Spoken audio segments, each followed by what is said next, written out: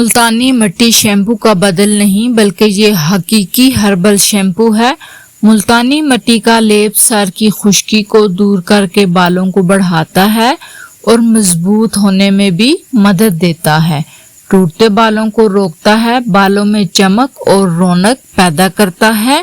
ملتانی مٹی 20 گرام، دہی کا پانی 100 ملی لیٹر مکس کر کے رکھیں۔ کچھ دیر بعد مٹی پانی اور دہی میں حل ہو جائے گی۔ اچھی طرح ہاتھوں سے مل کر بالوں میں لیپ کریں۔ 1 گھنٹہ بعد بال دھو لیں۔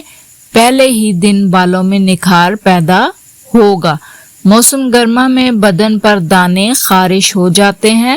مختلف ادویات کا استعمال اس تکلیف کو جب ختم نہ کرے تو ملتانی مٹی 50 گرام، کشنیر 50 گرام باریک کر کے پانی میں حل کریں اور تمام بدن پر لیپ کر کے 1 گھنٹہ بعد غسل کر لیں۔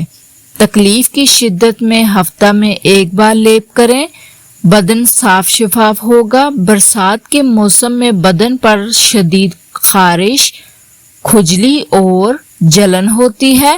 اس تکلیف دہ حالت کو ختم کرنے کے لیے ملتانی مٹی پانی میں حل کر کے صبح و شام بدن پر لیپ کر لیں۔ گھنٹہ بعد تازہ پانی سے غسل کرتے رہیں۔ انشاءاللہ تعالی ہفتہ میں افاقہ ہوگا۔ گاچی مٹی بالکل بے ضرر دوا ہے۔ بلا وجہ مسلسل استعمال نقصان دہ ہے۔